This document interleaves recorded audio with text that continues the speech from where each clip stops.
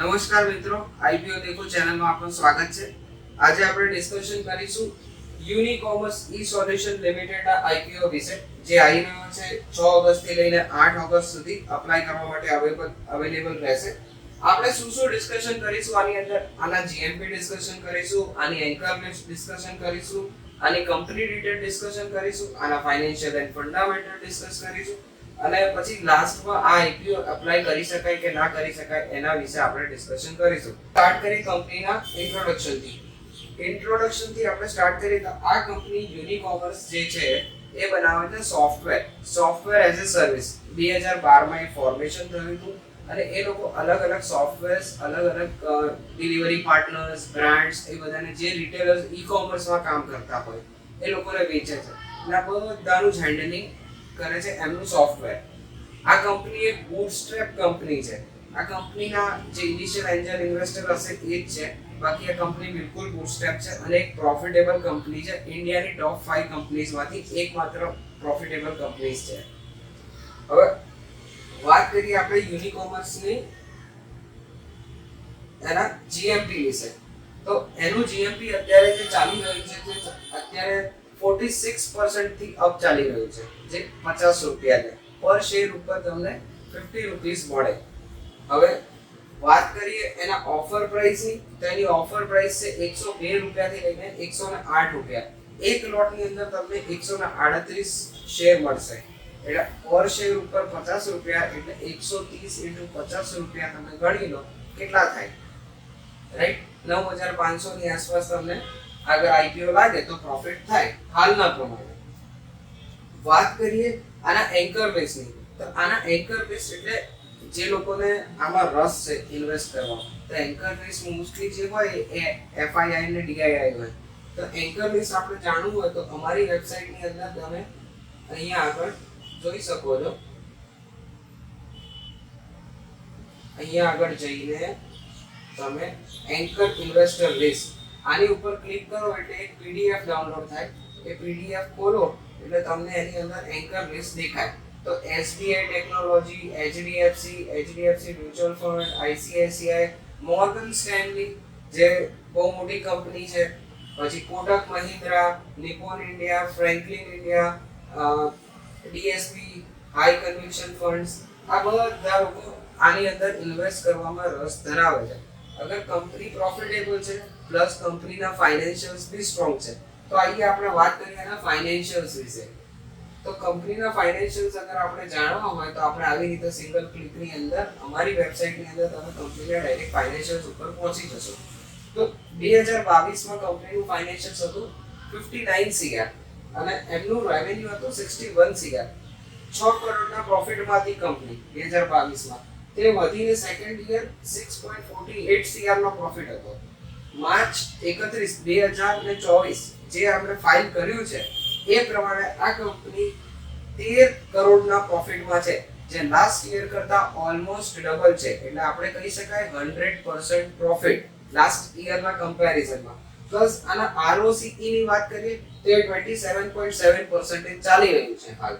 હવે આઈપીઓ ની ડિટેલ્સ વિશે વાત કરીએ તો આપણે આ સિંગલ ક્લિક કરીએ, આઈપીઓ ડિટેલ્સ ઉપર આવી ગયા. આની ફેસ વેલ્યુ છે 1.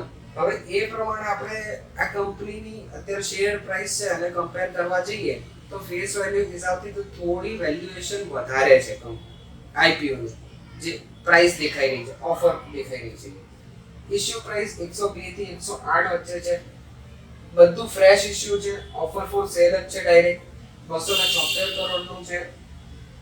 કદાચ આના લીધે ઓફર 276 કરોડનું છે એટલા માટે વધી વધારે એન્કર ઇન્વેસ્ટર છે એ ઇન્ટરેસ્ટેડ નથી.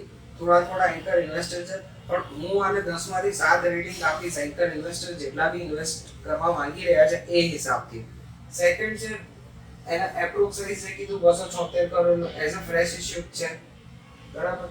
પછી એ લોકોને આઈપીઓ શેના માટે જોઈએ તો બુક બિલ્ડ માટે જોઈએ છે.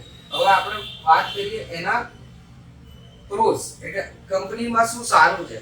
કંપની પૂરેપૂરી પ્રોફિટેબલ કંપની છે. કંપની એ ગુડ પ્રોફિટ ગ્રોથ આપ્યો છે 38.3% નો CAGR ઉપર. 5 વર્ષમાં 38.3% ગ્રોથ છે કંપનીમાં.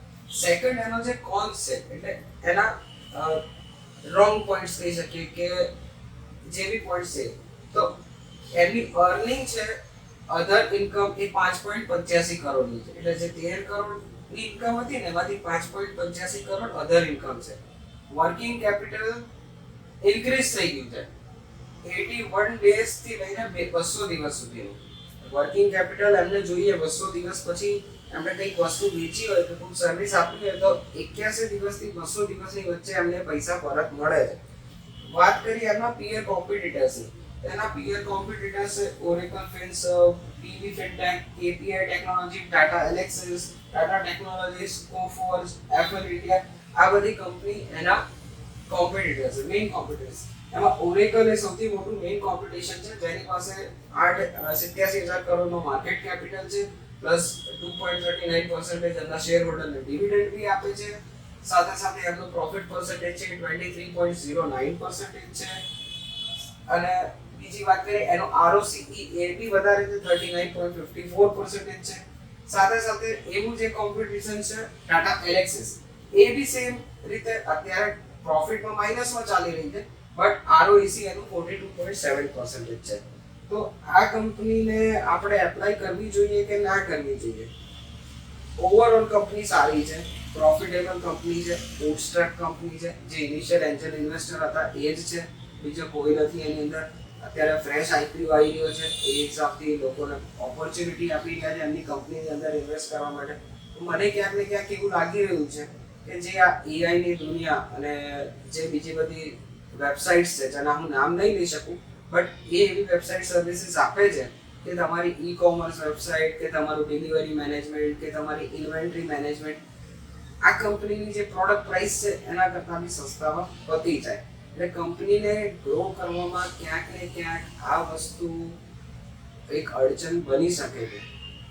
સેકન્ડ થિંગ, 10માંથી 7 રેટિંગ છે. તમે એક રિસ્ક લઈને ઇન્વેસ્ટ કરી શકો છો, બટ આ રિસ્ક તમારો પોતાનો છે. આ એનાલિસિસ તમારે પોતાને કરવાનું. મેં તો જેટલી માહિતી મને ખબર હતી એટલી આપી દીધી છે.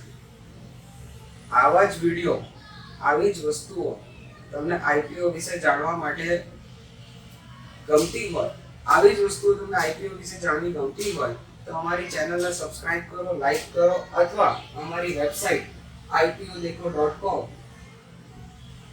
એન્ડ અમારી એપ્લિકેશન ગૂગલ પ્લે સ્ટોર અને એપ સ્ટોર બંનેની ઉપર ફ્રીલી અવેલેબલ છે. તમે ડાઉનલોડ કરી શકો છો અને વાપરી શકો છો અને તમારા મિત્રો સાથે શેર કરી શકો છો.